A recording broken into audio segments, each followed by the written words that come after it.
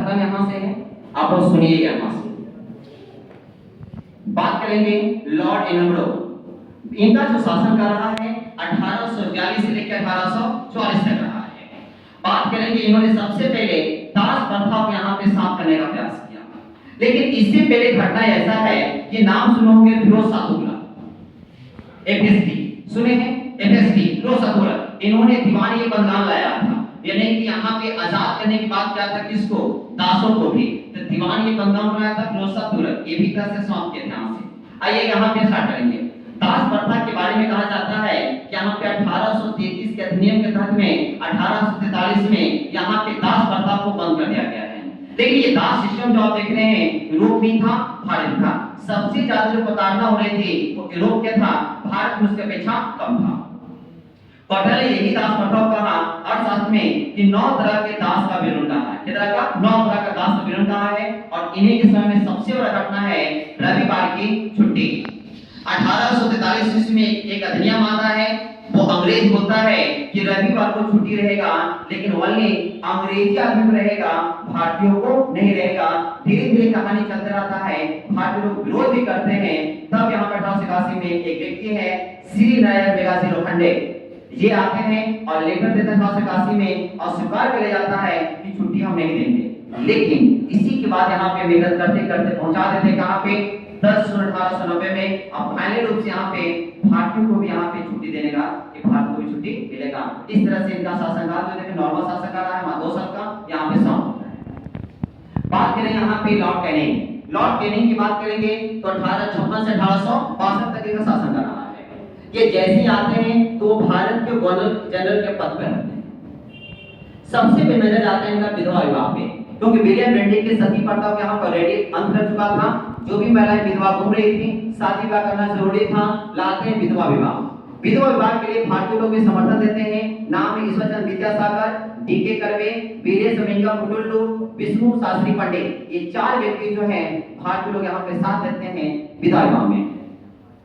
यहाँ पे देख रहे हैं डीके कर्वे, ये खुद ही विधवा से शादी करते हैं।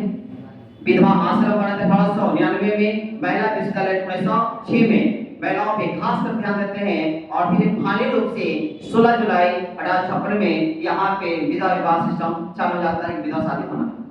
यहाँ पे जैसी बात 1856 में इन्होंने हर अपनी नीति जो नीति था उसको यहाँ पे समाप्त करते हैं, और यहाँ पे 1856 में ही पैतृक संपत्ति अधिनियम लाते हैं। और कहा जाता है कि जाति धर्म के आधार पे किसी को अगर संपत्ति से बेदखल कर दिया गया है तो वहाँ पे राशन कार्ड से नाम मिला के वहाँ पे जो संपत्ति वापस किया जाएगा, उनका जमीन नहीं हटा जाएगा। फिर यहाँ बात करें 1857 में जो गुड डिस्प्लेज 1854 में आता है, उसी के आधार पे यहाँ पे 1857 में कलकत्ता, बॉम्बे, मद्रास, ये तीनों प्रेसिडेंसी में यहाँ पे एक विश्वविद्यालय बनाने की यहाँ पे स्थापना करते हैं।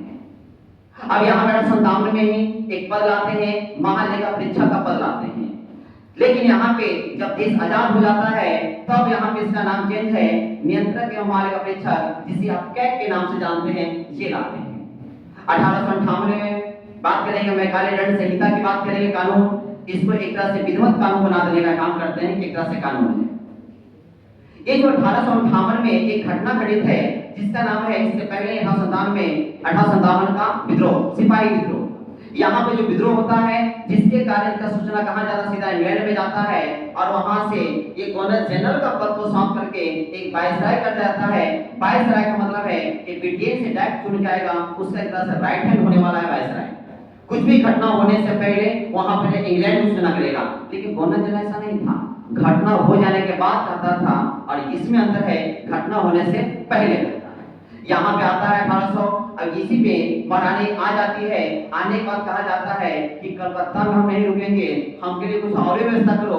तो रातारात वहाँ पे 1 नवंबर 1858 को इलाहाबाद को एक दिन के लिए राजधानी बना दिया जाता है। इसी समय में यहाँ पे बात करेंगे 1861 में इन्होंने कहा कि 1873 के एक्ट के तहत 1874 में जो उच्चतम न्यायालय की स्थापना हुआ है, सुप्रीम कोर्ट की स्थापना हुआ कलकत्ता में, और सदर जितना भी न्यायालय बना है उस सब को यहाँ पे बंद कर दो।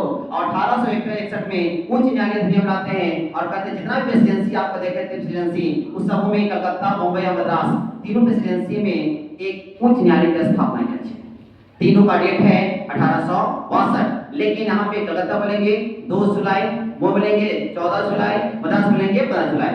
याद रखिएगा, सॉरी 15 अगस्त बोलेंगे, 2 जुलाई, 14 अगस्त और 15 अगस्त। यहाँ सुनिएगा, कहानी ऐसा है कि आप गड़बड़ाइएगा दोनों में से मत ये दोनों। सुनिएगा, मद्रास कहाँ है? नीचे। कोलकाता है जाके यहाँ देखिएगा, यहाँ कोलकाता है और लगले सामने बम्बई एक तरह से है कि नहीं। अब यहाँ पे कहानी देख रहे हैं, लगले यहाँ पे बंगाल है और इसी सामने कौन है? महाराष्ट्र है। देखिए दोनों सामने पहले पहले ई उग्रवादी, तो अब नीचे आइएगा, समझिएगा 14-15 में गड़बड़ाना नहीं है, कंफ्यूजन ब्रेकअप। पहले आप सामने सामने चल जाइएगा, उसके बाद आप नहीं जाइएगा। नहीं तो ई वाला तो याद है कि कोलकाता है, लेकिन ये दोनों में गड़बड़ कि मद्रास की बम्बई, तो सीधा बोलना है कि ई और सामने ई, उसके बाद नीचे आना, नीचे बाद में आना है, पहले नहीं आना है। देखिए 2 जुलाई, 14 अगस्त और 15 अगस्त स्थापना हो चुका है। इसी 1861 में लाते हैं पोर्टफोलियो सिस्टम। पोर्टफोलियो प्रणाली का मतलब होता है कि विकेंद्रीकरण करेगा अपनी तरफ से। हर तरह का जितना भी मंत्री है, सब तरह का मंत्री यहाँ पे देखने को मिलेंगे, चाहे वो दूध मंत्री हो, खाद्य मंत्री हो, आवास मंत्री हो, जितना भी मंत्री है वो सब का अलग अलग मंत्री होगा, जिससे खास नजर यहाँ पे देखा जाएगा। इस तरह से हम देखा था, मेघालय हमने देख चुका था। आप कुछ बचा इसमें? वायसराय ऑलरेडी हम लोग बोल चुके हैं। यहाँ से वायसराय तो खत्म हो चुका है। ये कहाँ चुना जा रहा है? इंग्लैंड से। यहाँ पे इसको समाप्त करते हैं, लॉर्ड एनरोज समाप्त हो जाते हैं और लॉर्ड कैनिंग, दोनों यहाँ पे समाप्त हो जाते हैं। एक बार पढ़ लेंगे।